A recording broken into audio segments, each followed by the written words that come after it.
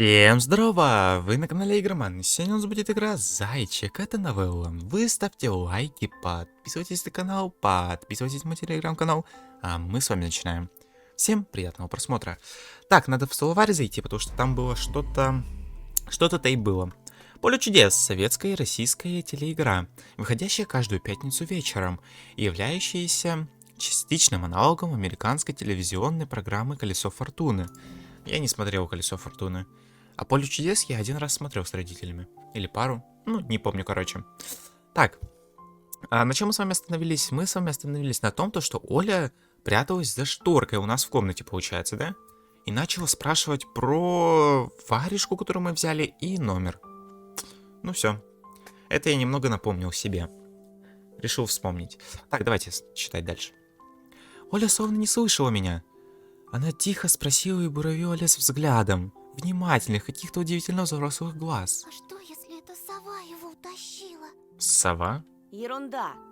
Не может сова поднять человека. Но вот что...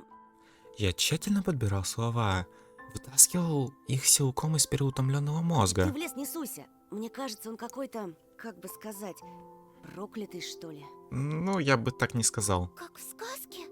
Нет, скорее, как на той страшной кассете, что родители прячут. Что за кассетка? Показывайте. Так, Оля поежилась и украдкой выглянула в окно. Я видела, как ты убегал. Да ё-мо, что ты такая внимательная, вам памятная За какая-то. тобой кто-то гнался? Я курить бегал. Помните, короче, мама говорила, где сигареты? Она обнюхала меня еще. Я ей сказал то, что типа там кто-то гнался за мной, а она говорила про сигареты. Курить бегал. Нет, просто, чтобы мама не волновалась, спешил домой. Я смотрел на сестру, и сердце обливалось кровью. Да чего же она хрупкая? Как легко погасить этот свет? Подует ветер и затушит лампадку. Хорошо тебе. Меня вот мама не пускает даже на крыльцо. Да и нехрен там делать. Как принцесса в башне сижу. Никуда не могу выйти. Так и умру тут от скуки. Не придумывай. От скуки еще никто не умирал. У тебя же есть я и мультики, а мама с папой скоро помирятся. Ну да, это вопрос времени, не волнуйся. Знаешь, что бы я загадала на следующий день рождения? Чтобы родители тоже в детей превратились. И мы бы все вместе играли. Вот это желание. Ага, а если бы они стали размером с жука, то мы бы их в спичечный коробок посадили. Вот это я понимаю. Блин, давайте вот это на превьюшку так. Вот так заберем. Все. Оля хихикнула, потянула меня за рукав. Тоша, пойдем Аладдина смотреть. Усталость была сильнее желания побыть сестрой. Меня одолела какая-то грустная апатия. Вымотался я. Что ты... Ну пойдем. Ну блин, пойдем реально. Мне самому скучно хочется. одной, а мама занята все время. Можно выбрать другой мультик, который ты еще не видел. Ну я бы пошел с ней. В чем проблема? Давайте вот это еще как. Всё. Да я все наши кассеты наизусть знаю. Блин, она такая злопамятная. Она сейчас вспомнит какую-нибудь кассету, которую ты там не досмотрел.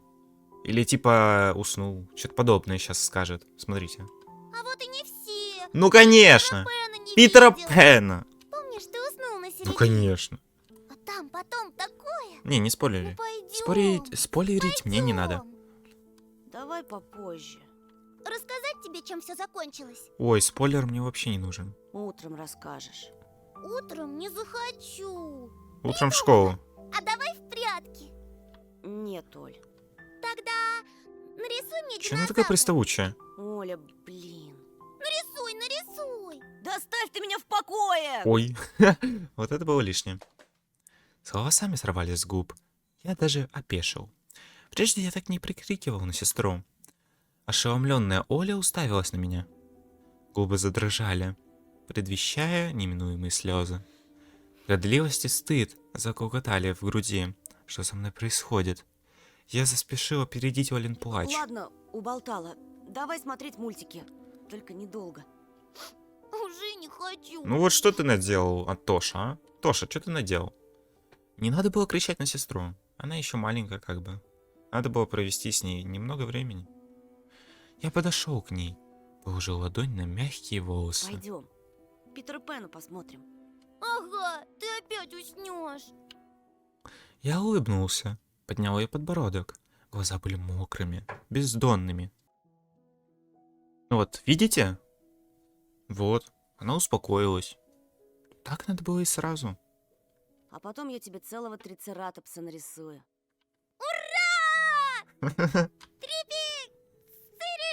Попса! Ну, почти.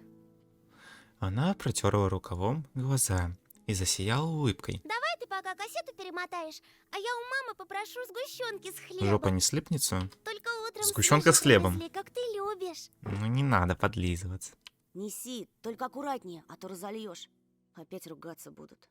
Спорим, не разолью? Спорим. Кассета где-то в тумбочке. Поищи пока. Оля исчезла в дверях, а я поплелся в соседнюю комнату. Нифига себе у нее комната такая. Копилка. Вот и музычка такая прикольная началась. Значит, что-то-то и будет. Так, давайте. Это копилка. Свинья-копилка. Оля собирает деньги на настоящего щенка. Так как папа говорит, что содержать его будет дорого. Ну, не очень так-то дорого. Так, бесчетные Олины игрушки. Самое главное среди них — старый плюшевый медведь. Оля без него не засыпает. А когда спит, зарывается носиком в его мех. Ну, кстати, у меня тоже была раньше любимая игрушка. Обезьянка такая. Так, это что такое? Это у нас окно. То самое жуткое окно, за которым каждую ночь Оля видит проклятую сову, караулищую в темноте. Днем Оля держит шторы раздвинутыми, но в сумерках плотно зашторивает окна, чтобы не видеть глядящих снаружи жадных глаз. Так, все посмотрели. Так, смотрели. Включить. Старый телевизор фотоон пылился в углу. Оставалось только щелкнуть кнопкой на передней панели. Кинескоп нагрелся, на черном экране привычно заплясал белый шум. Я было потянулся включить видеомагнитофон, как вдруг рябь улеглась, и на мгновение вынырнула размытая картинка. А это что такое? Давайте посмотрим, что это вообще. Это какой-то лес, елочки. Ну, это какой-то лес, да. Это был мрачный таежный лес. В точности такой же, как у меня за окном. Искажение разделяло экран прямо посередине. Из динамика доносилось нечто зловещее, едва похожее на человеческую речь. Не прошло и несколько секунд, как пейзаж снова замел помехами. Неужели ловит новый сигнал? На местном телевидении показывают только советские мультфильмы, да и те очень редко. А раньше я всегда смотрел Роботек перед школой. Вот же было здорово. Может, пошевелить антенну? Вдруг поймает тот самый канал? Но с другой стороны, Оля просила найти кассету. Нехорошо будет опять ее расстраивать. И эта сонливость, сил нет делать все скопом. Ну, не знаю, искать, настроить. Ну, не хочу расстраивать сестру, ну давайте все же посмотрим. Ну, у нас будет время настроить. Ой, не настроить, а поискать. А сигнал у нас может и пропасть навсегда. Наконец-то изображение стало четче. Не успел я обрадоваться, что поймал новый сигнал, как вдруг телевизор громко закашлял, и сквозь какофонию звуков прорвался голос. Видели его часто. Именно тогда. На экране вырисовывались заснеженные холмики, поверх которых плясали кривые кресты, а мужской голос заунывно и неторопливо вел свой рассказ. Стояла беспросветная кладбищенская ночь. В то Нифига себе. мрачное время маленькая Сеня встретила свою судьбу в лице чудовищного обитателя дикой чащобы. Не, ну смотрите. Это получается какое-то... Как это называется? Кладбище, ёкарный. Местные называют его не иначе, как хозяин леса. Я замер, стараясь не шевелиться, словно своим движением мог спугнуть диктора.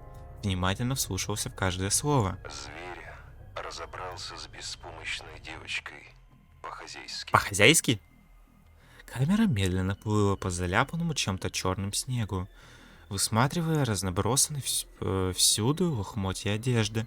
Мне не хотелось думать, были ли в них завернуты остатки сенечки, и я непроизвольно зажмурился. Это непонятно что. Это вообще что, смотрите. Ну, это, наверное, это лохмотья одежды? Но это, похоже, больше как будто бы тут голубь разбился. Голос не переставал. Нет, ворона. Волки здесь редкие гости. Вот что поведала нам баба Тамара, обитательница одного из местных склепов. Изувеченное жизнью и алкоголем лицом, старая бездомная задребезжала во весь экран. Бля. Вести страшенные. Хуже мертвеца отрытого. Старуха забрызгала слюной прямоугольник микрофона. Ой, ты кто? И смердит шо, как... Гудок! Гудок проглотил сравнение. Что за бред? Припомни такой вони. Эту бабушку специально добавили? Стояла эта тварюга там, где ты, милок, сейчас стоишь, и таращилась на меня прям посередь дня. Здоровенно такая, глаза стеклянные. Опять пикнула, скрывая ругань. Говорят, что ежели тебе этот дьявол заприметить, то сунет в мешок к себе и дел с концом. Все-таки я так подумал, надо было все же искать. Но меня он не трогает. Ха-ха. Видать, нравлюсь я ему. Где вы эту бабку нашли? Чёртовой невестой. Да мне такой прикольный Что смех. правда, то правда. Опустившимися до звериного образа жизни хищник брезгует, предпочитая детскую невинную кровь. Хорошо. Все чаще хозяина леса видят в поселениях на периферии нашей родины. Раздираемый сомнениями, вымысел это или правда, я почему-то захотел записать остатки репортажа. Быстро схватил лежащую на телевизоре кассету, и даже не посмотрев, что на ней записано, я сунул ее в видик, включил запись, накрутил звук и стал внимательно следить за ускользающим сигналом. Хозяином леса его прозвали не просто так. Ему подчиняются все звери, пернатые и лохматые. Они предвестники появления самого чудовища. Если слышите вой вдалеке, то, скорее всего, он знает, где вы живете. Если порог дома истоптан звериными следами, а за окном караулят птицы, прячьтесь, он уже идет за вами. А если однажды ночью, проснувшись, вы увидите глаза в окне, то скоро, скоро, Чё скоро? скоро, Дайте дослушать. скоро. Оу! Оу. Что это за дрянь? Ты кто? Малыш, ты кто? Кто это был? Взбесившийся телевизор закольцевал последнее слово диктора. Оно повторялось опять и опять, впивалось в уши. Что за дрянь? Это такое интро у них?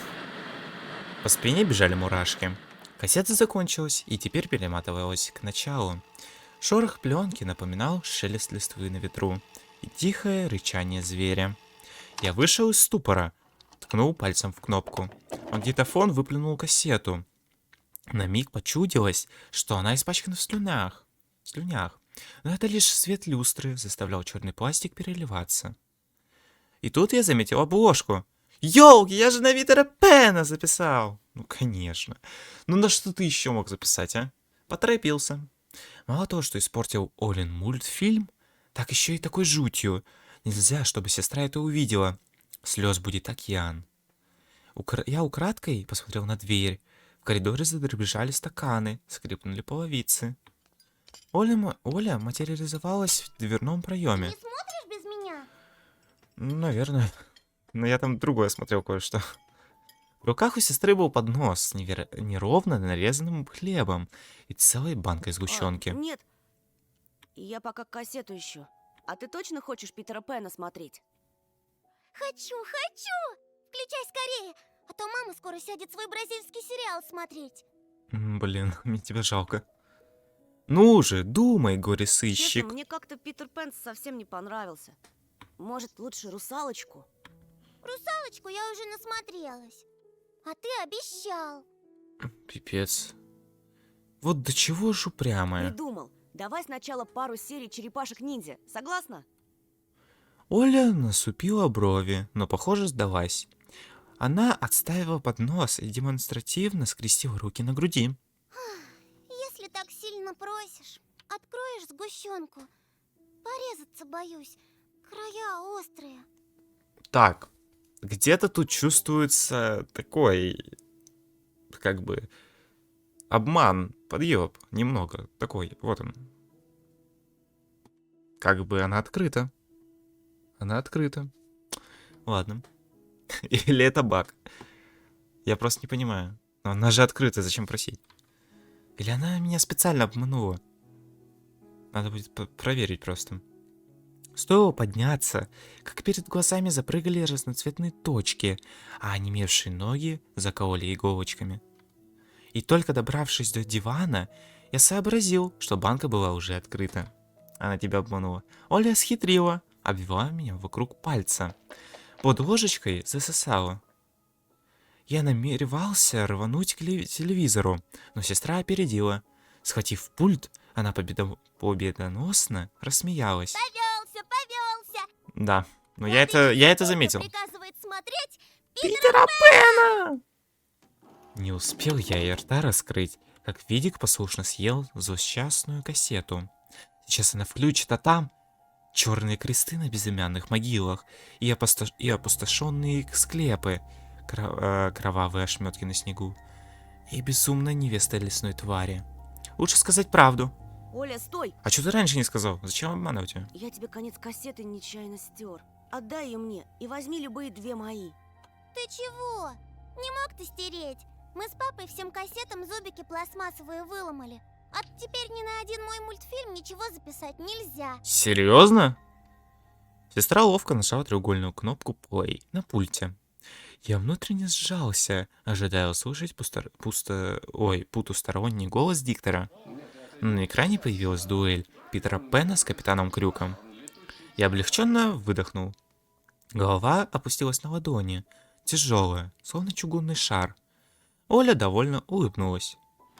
Отправила кассету мотаться на начало, а сама принялась обильно поливать хлеб сгущенкой. Жопа не слипнется, а когда начался мультфильм, она забыла про все на свете. Словно и правда переместилась в сказочную Небеляндию, о которой всегда мечтала.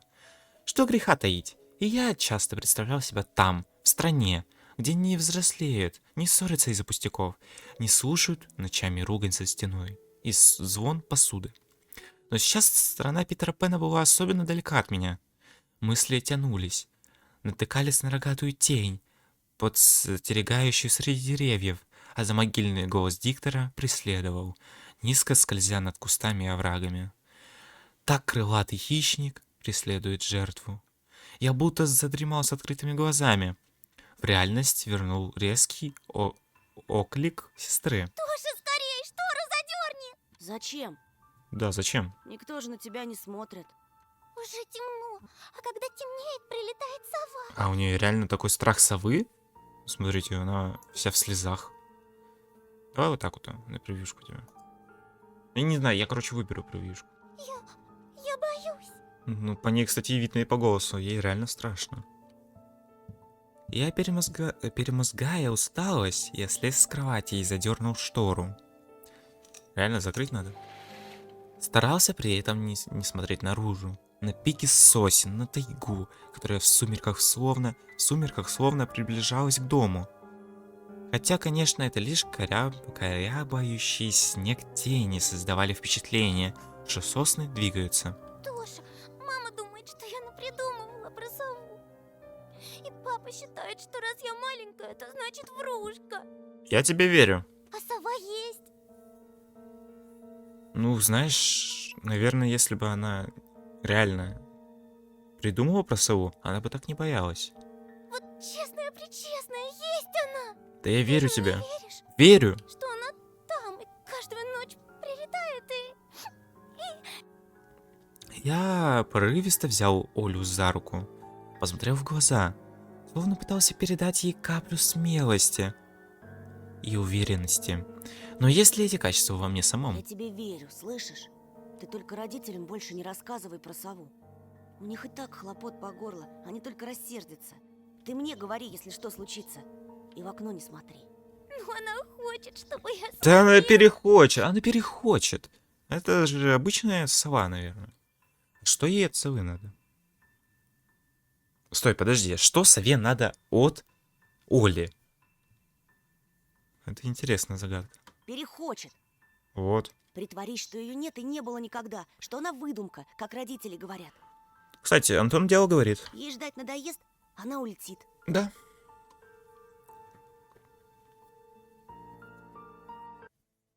Че? Музычка такая спокойно началась. Мы следили за приключениями Питера Пэна. Будто бы ничего. Ой, будто не было ничего. Ни леса, который похищал детей, ни родителей, которые поедали друг друга по кусочкам. Капитан Крюк упетывал от крокодила. Капитан Пен направлялся в Лондон на золотом паруснике. Чудом я пересидел сестру. Олины веки слиплись. Она засопела, опустив подбородок на изголовье кровати. Хор пел финальную песенку. В диснеевском мире сияла серебристая луна. Вау. Так, подожди, там же... Как это называется? Зубчики что-то сломали там специально. Чтобы нельзя было записать. Да как вообще возможно? Что за мистика? Из-под этой нарисованной луны внезапно выглянула другая. Страшная и мертвяная, висящая над таежным бором. Жуткий репортаж записался аккуратно на титры мультфильма. Во рту у меня пересохло, пульс участился. Я быстро посмотрел на Олю. Она причмокнула губами во сне. Я стиснул пульт, готовый в любой момент нажать кнопку «Стоп». Промотал записи, оценил сохраненность репортажа, а затем бережно вытащил кассету. Защитный рубец оказался на месте. Я встал осторожно и покинул детскую. Ну смотрите, у меня есть все улики. Старший лейтенант Тихонов Константин Владимирович. Тело 20337. Это варежка. Кого варежка? Вовы, точно Вовы. А это кассета с репортажем. Ну что еще можно как бы сюда положить? Да больше ничего, это все наши улики получается. Ну, если у нас что-то еще появится, можно сюда положить, в принципе. Но выглядит так, как будто бы сюда больше ничего не положим. Не знаю, провидение это или проклятие. Но кассету я успел спрятать рядом с варежкой как раз перед тем, как заглянула в комнату мама. Довольно баловства. Завтра первый день в школе. Ой, нет, только не в школу. Ложись, тебе надо выспаться. Не хочешь же ты, чтобы тебя все дразнили Соней? Серьезно, кто-то дразнит с Соней? Нет, никогда такого не было. Ну, у меня. Как же у взрослых все просто. Словно мой крепкий сон будет залогом того, что я понравлюсь одноклассникам. Натянув одеяло под горло, я слушал, как бормочет дом, как в темных углах шуршит кто-то невидимый. Внутренний голос задавался вопросом, хочу ли я снова услышать эту странную флейту? Да или нет? Возможно, я взрослею и не могу до конца понять себя и свои желания. Лес стенал за преградой стен. Что-то бесплотное бродило по полям. Шевелились ветви, будто звали. Ветер выл и выл в ночи. Мысли, как назойливые мухи, что лезли в голову, становились вялыми и путанными. Я сам не заметил, как провалился в сон. И все-таки он настал. Первый учебный день, которого я боялся больше всего. Эпизод 2. Время поиграть. Нифига себе. Мы прошли с вами первый эпизод. Неожиданно. Получается 3 серии на первый эпизод. На один эпизод 3 серии. Хотя я не знаю, сколько они будут длиться, все эти эпизоды. Но по идее, эта игра рассчитана вроде на 50 часов вроде чтения, да? Или 20? Да, где-то так. То есть получается, либо это просто первый эпизод такой короткий, либо это я просто быстро читаю. Но я уверен, что это первый вариант, то, что я медленно читаю. Давайте тогда немного что прочтем. Эпизод 2. Время поиграть.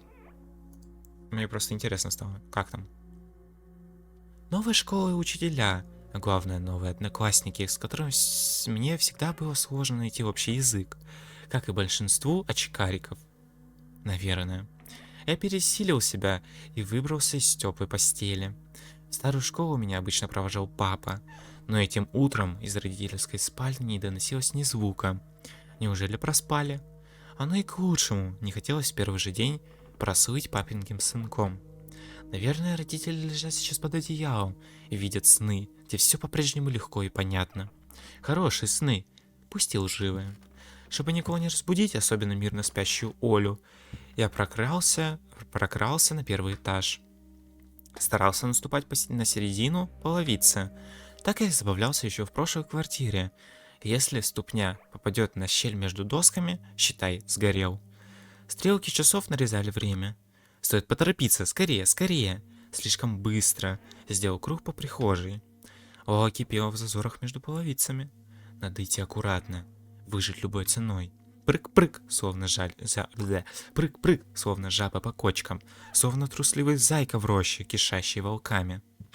На кухне сделал бутерброд, с трудом протолкнул его в желудок и запил холодным чаем. Я по утрам пью только чай горячий. Ну и когда как, еще бывает то, что бутерброды делаю, яичницу жарю, ну это так. Аппетит был как у человека, идущего на гильотину. Я потупился и увидел, что правая ступня стоит сразу на двух досках. Сгорел. Я переставил ногу. В животе закупошились мерзкие змееныши. Страх перед тычками и гадкими прозвищами. Часы щелкнули стрелками. Пора. Раннее утро было по-зимнему темным. Мрак из домов здесь никогда не уходил до конца. Я долго зашнуривал ботинки, застегивал пуховик на все пуговицы. До последнего оттягивал неприятный выход в полутьму, в тревожную неизвестность. Протер очки на удачу. Хотя я не припоминаю. Ой, и простите, не припомню случая, когда эти толстенные стекляшки принесли бы мне везение. Ой, как там темно. Угу, понятно. Вот это я понимаю, мрак просто. Вот это мрак. Ладно, ребятки, давайте с вами на этом, наверное, и закончим. Потому что я хотел немного прочесть второй эпизод, понять, про что тут. Короче, это про новую школу будет. Это уже понятно. Вы ставьте лайки, подписывайтесь на канал, подписывайтесь на мой телеграм-канал. Всем спасибо за просмотр. Всем хороших выходных.